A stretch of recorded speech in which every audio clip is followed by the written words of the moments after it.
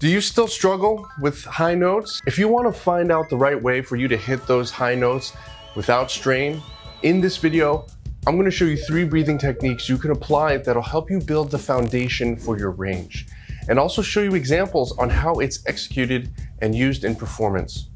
Hi, I'm Terence Ma, and I've helped dozens of singers in the last 5 years to further their career and gain control, consistency, and confidence over their voices. Now, the method I'm going to refer to over and over again on this channel is the trisensory technique. And with full transparency, it's really just a repackaging of everything I've learned about singing over the years, viewed just through a new lens. So I want to give you these 3 fundamental breathing techniques or concepts that you've really got to fully digest in order to maximize your range potential. Singing is essentially controlled and melodic exhalation, and the inhalation is the fuel for your body to create vocal resonance. So first is your breath. Get a full tank. Duh, right? Well, not exactly, because if you're straining or singing with tension, there could very well be a problem with your breathing. And by problem, I don't mean something pathological. I just mean that there may be a lack of structure. So if you're running out of air, you're breathless, dizzy, or feeling like you just don't have the lung capacity, the fix could really just be to regulate your breaths. And that means both on the inhalation and exhalation phases. On the inhalation, you want it to be a ninja breath, nearly invisible, silent, but deadly, and not to be confused with the other gaseous movement. This means visually, it shouldn't be obvious that you're breathing. No movement of the shoulders, no expansion of the chest. We're talking about complete core isolation to take this breath. Let's look at some everyday singers breathing their brains out.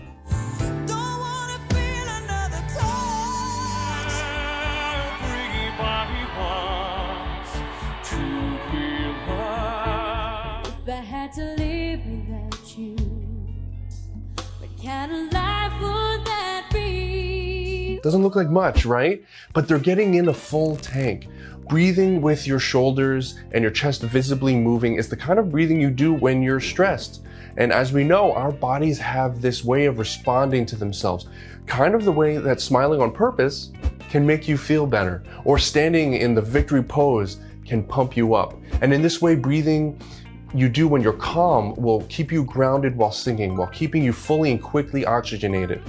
As an added benefit, it just looks better. People aren't watching you breathe nervously because we subconsciously register a chesty and shouldery breath on a visual level as panicked. So you'll be doing your audience a favor and appearing calm and poised the whole time.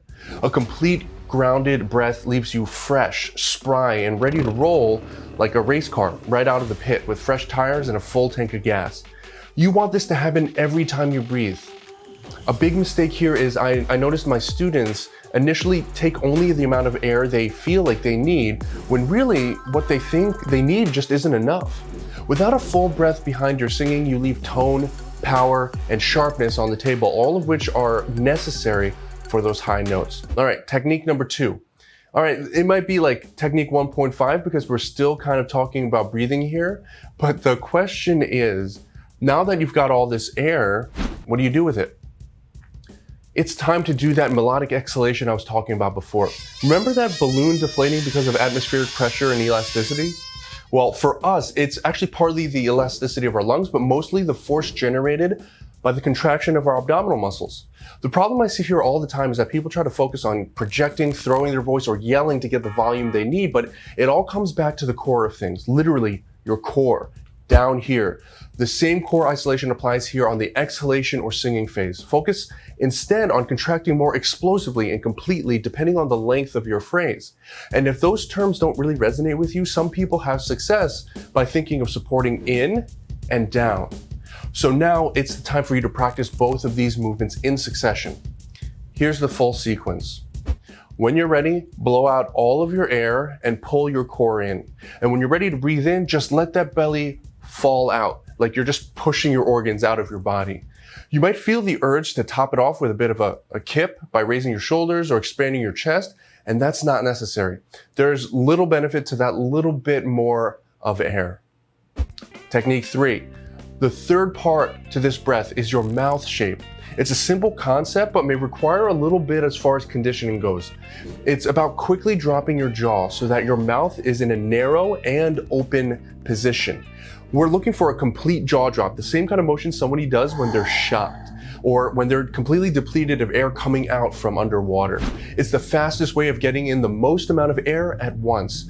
And the second part to this is the narrowness of the mouth. And often this is the last part of the breath that people really get because it's not an intuitive movement. You want your mouth to be a vertical elliptical shape. So there's a V shape to your bottom lip. Now, the reason for the narrowness is a little more complex, but to put it simply, it has to do with forming a precedent for the delivery of narrow vowels, which is something that we can potentially flesh out in later videos. And if that's something you'd like to hear about, then make sure you comment that down below. Finally, you've got to put these motions in sequence. So to practice this movement, you'll want to drop the jaw and form that narrow ellipse, and then breathe in with complete isolation. If you really care about your singing and your breathing, I want you to rep this out, and when you finally feel like you've gotten it, send me an email with a video of the breath and I'll help you break it down. So now you know these 3 breathing techniques to help you sing high notes. 1, drop the jaw into your lips, taking a full tank of air, and remember, number 2, air in, belly out. And number 3, air out, belly in.